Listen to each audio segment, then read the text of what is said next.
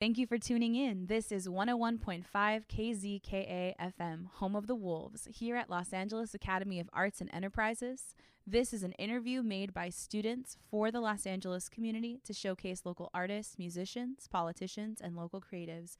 Please enjoy. Hey, what's up? Thank you for listening to 101.5 KZKA FM Los Angeles. You're listening to our show, Meet Your Community. My name is Sophia. And my name is Nelly. And today we have Earth is a Death Star. Thank you guys for being here. Thanks for having us. Thanks for having us. Can you tell us a little bit about yourselves? We are a band. We were all born and raised in Los Angeles, and we've been a band for about, I think, 4 years now, give or take. This band has been a collection of people I've played with in the past, so it's in a way a bit of a super group. Like Willie and I have been playing music together for more than 10 years now at this point. Yes. Lewis and I have been playing music since high school, 'cause that's where we met. Even though we went to different high schools, we've had mutual friends. And then Jesse and I, we've been playing together, and because we have the same group of friends that play music together, and I invited him to join us. Cool, This is correct. So kind of like childhood friends. Yeah, absolutely. That's really cool. Yeah. This is what I That's wanted really this band cool. to be. Is Yeah. like just a group of my friends, not just people that play Yeah. music. you know. Right. Yeah. So what is the meaning behind your band's name? Danny. So Don't hold for a long time, I was drumming for this band, and I would bring my laptop everywhere. And on tours, I would just make simple little beats. And on times when I would get distracted, Quote unquote. on Google Earth, I was playing on. There was no signal in the middle of the desert, so the Earth wouldn't load properly. So it looked like it was half Death Star, half Earth. So I thought maybe that'd be a fun little title for my little electronic project, because I don't want people to necessarily know it was me. And then over time, like around the time when Lewis joined the band, it kind of like formed its own meaning, because like the Death Star is kind of a terrible thing to sort of navigate, and that's kind of like what we feel like when we're here at home, just trying to make our way through life while trying to play music. I like that. Yeah. Who would you like to collab with in the future? I got a couple of guys that I really would love to collaborate. Two of my main influences would be Trent Reznor from Nine Inch Nails and Dave Grohl from like the Foo Fighters. How about you guys? I'm already collaborating with 3 great guys already, so. Aww. Aww. Thanks, Jesse. We love you. I would have to say Marty Robbins. I don't know if he's still alive, but he's got this. We'll dig him up. Yeah, he's got this great country album. You should definitely check out. I know. I was gonna say if it's living or I don't know if it have to be alive, but I think I have to be for me Donny Hathaway. He's pretty awesome. If you guys check him out. Nice. So how does your songwriting process usually start? It's been changing definitely over the years, because I would make demos on my laptop, and I would either show these guys or play them as is. But I'll show these guys, and what's great about that is that I'll have the structure, and then it becomes something entirely different, because these guys they have their own input, and they have their own ideas and ways to go about doing things. But lately, since we've all been like so comfortable with each other playing music, and we kind of like have this sort of chemistry, it's gone to the point where we can like come up with an entirely fresh idea and then like jam to it, and then we record it immediately, and then we like work from there. It's getting to the point where even Jesse's got a song that he wants to sing, and Lewis has got a couple songs that he'd like to sing, and then we're all gonna be singing eventually. So That's really cool. yes, we're like a boy band. So. Oh my god. Like I've been trying to get her to sing. Four but- Town. No. BTS. Oh my god. I'm Jimin. I quit. What do you guys like most about making music? It's great because what I like the most about it, and I'm sure we all have different answers, but it's like it's an outlet for me. It's been pretty stressful lately, especially with the pandemic, but I'm not going to use that as an excuse, because even prior to the pandemic, things got a little tough. Like, we work day-to-day jobs, and those are places where we don't want to be. So like when we meet as often as we can, which isn't too often, but when we do meet, it's a way for us to like relieve some stress. Like even just yesterday, Lewis and I had a particularly tough day at work, and we were like, let's like get loud and just like like mash things out. But I mean, I'm sure you guys have an answer for that as well. Yeah, just to go off what Danny's saying, it really is just an outlet. I mean, as I've gotten older, it's definitely hard to find more time to do this. So anytime we can get to do this, it's great. And yeah, really, it's just an outlet. And not just an outlet, but it's an outlet that we hope people appreciate, that they kind of, sympathize/empathize with the message that we're trying to convey, and maybe create some type of understanding towards humanity and all that good stuff. So Right. Yeah. Probably also one of my favorite hobbies. And if you do something you love, you just keep doing it. Of course. It's worth Yeah. it. So, who are your biggest influences ever? I think that varies for everybody here. Mhm. It's quite a melting pot of inspiration, I would say. Yeah, absolutely.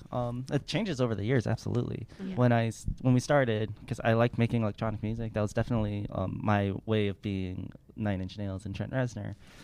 Then when Lewis joined the band, we started making like rock music. I was like, we're like the Foo Fighters, but sad. We're like pop punk for dads. Essentially.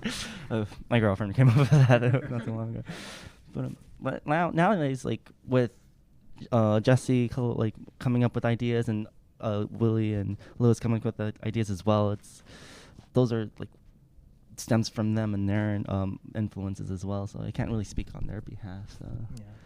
I would say pop music wise, one of my biggest influences is the band called The Rentals, that was an offshoot of Weezer. Like the original bass player left, and he created The Rentals, and I get a lot of influence from my bass tone from that band. It's just very fuzz heavy and just very roots, but just has like a very filling sound.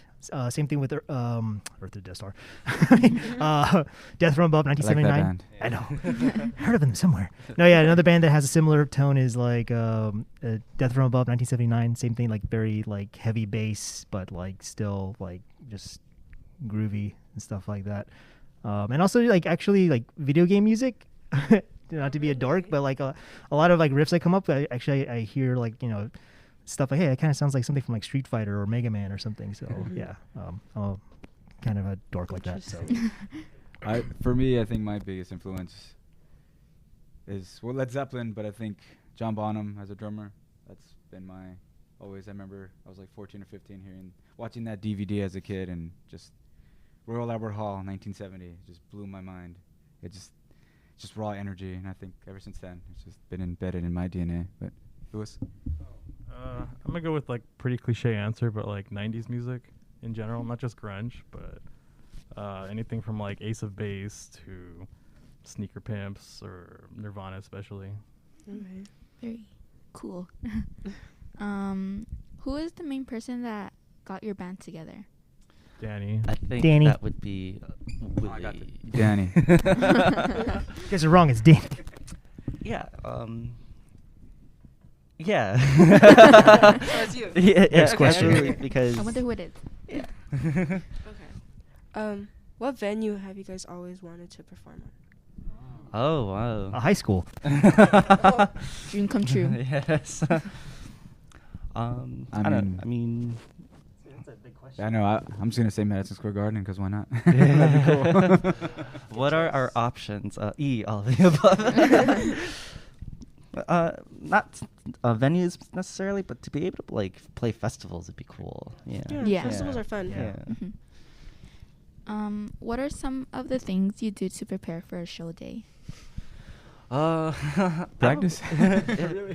Yeah. We always meet up Definitely, the night yeah. before or something. Yeah, I have a lot of anxiety, but I can't really help it, and it's something I'm working on. But I definitely can't go on unless like I throw up, and I know it doesn't sound like good to say, and I don't like recommend that for anyone. No, not at all. Mhm. Definitely like seek help. It's just what I'm doing, but it may not seem like it, but I get a lot of stage fright. Mm-hmm. But as soon as like we're on there, Mm-hmm.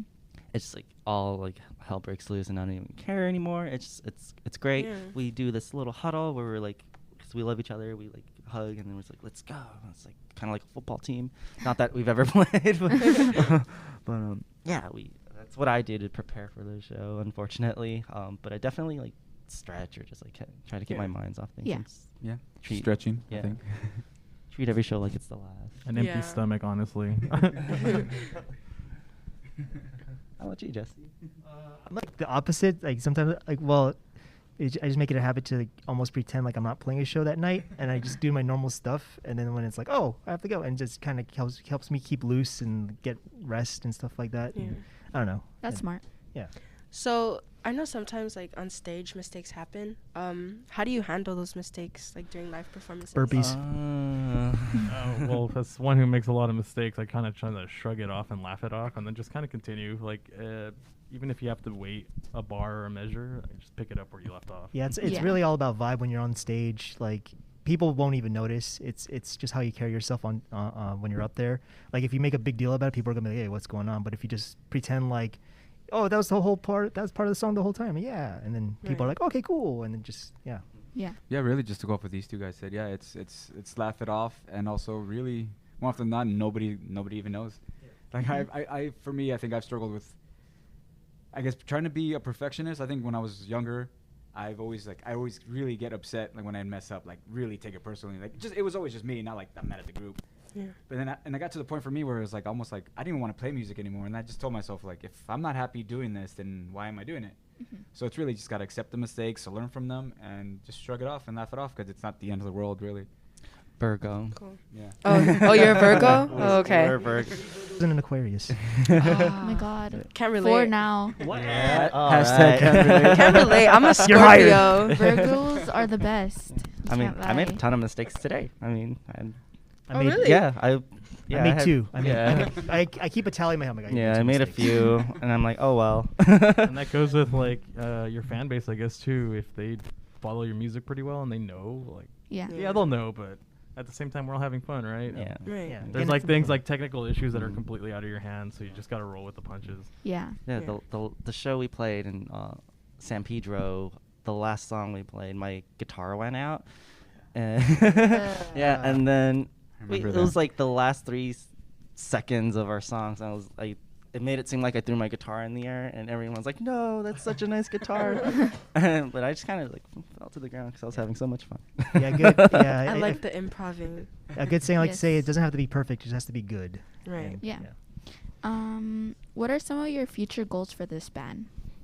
Recording. Yes. We want to release a lot of stuff. We have a lot of songs on the back burner. We have to get Mhm. out ASAP. That's very Yeah, exciting. short-term goals Very for sure cool. is trying to get a lot of recordings done, and then long-term goals maybe like get signed to a record and like, just play. Tour. Playing shows a little more regularly. Yeah. Yeah, just playing more because Yeah. that's really for me personally, it's just playing. Mhm. Anytime I get to play drums, it's awesome. Yeah, It's exactly. a win. Okay. So, what advice would you give to upcoming bands? Go Um, first. Just yeah. I think just like I think we said, just don't take it so seriously. Just shrug off the mistakes and just keep practicing. I mean, I know we probably seem like you guys are so great, but really it's just practice. Like we've just been doing it for so long, and it's just Yeah. muscle memory at this point. So really, just don't give up. If you really enjoy it, just keep practicing Mm-hmm. and maybe take some music lessons and try to learn actual music and really learn your craft. Yeah. Practice. Yeah. Also, just be true to yourself. Like, just play what you want to play. Like, chances are, if you like it, people will like it. Like, try not to focus too much on like labels or like technique and stuff like that. Just play what's in your heart, and if it's authentic, people will gravitate towards it. You know. Yeah, definitely do what makes you happy. There have been times over the years where like I felt a bit of burnout, and I'm just like, I don't want to really do this anymore. And then I wasn't really pushing myself, so it's gonna be a struggle for sure. But if you like can like power through that, you'll like see results definitely. So definitely keeping up the good work for sure. In my personal experience, it's not the gear, it's the person. So Mhm. just keep doing you, and That's a good point. Yeah, that's Mhm. a you don't good really one. necessarily need the most expensive stuff. Yeah. People get caught up in that, like, oh, I need this pedal or I need this guitar to sound. And it's like, nobody cares. Like, Yeah, who really cares is the only people who care are the other band members. in Yeah, the band. exactly. Are the nerds Yeah. like us? Yeah. Oh my god. yeah, really, just remember, in terms of gear, it's like you're buying it for you. It's to help you feel inspired, but like in terms of like sound or anything like that, it's just like nobody's gonna know the difference. Like, Yeah. there's not gonna be a guy that's like, yeah, that song's pretty good, but you should have been using a big muff instead of the DS1. It should I have don't been know. at 12 o'clock. Not Yeah. 10. So this is our last question. Is this gonna be on the final? I'm just Oh kidding. my god, it might be. Yep, better steady. Wait,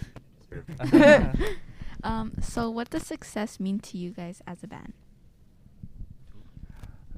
To be able to play a show either to 2 people or 200 people, it doesn't really matter to me, just as long as I'm able to go out there and to be able to perform and meet all of you. So that, to me, is what makes me feel successful. Even us getting together every week to rehearse, that's success to me. To have this is already like in and of itself a pleasure. Yeah. What you guys?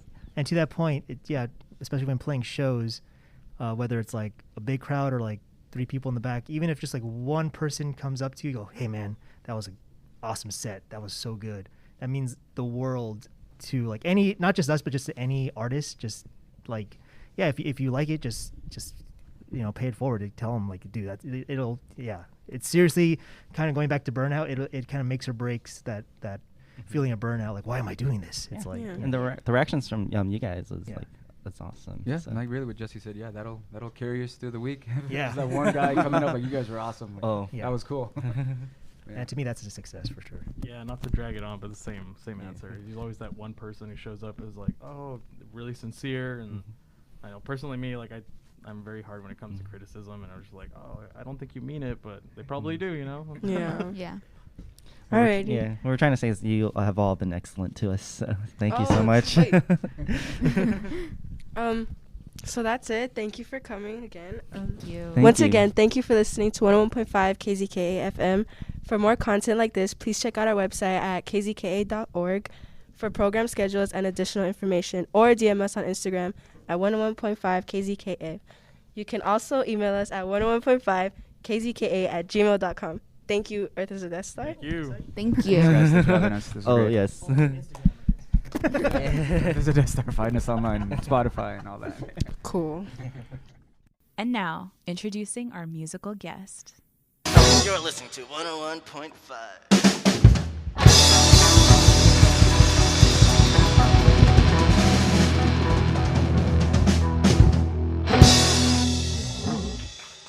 Thanks, guys.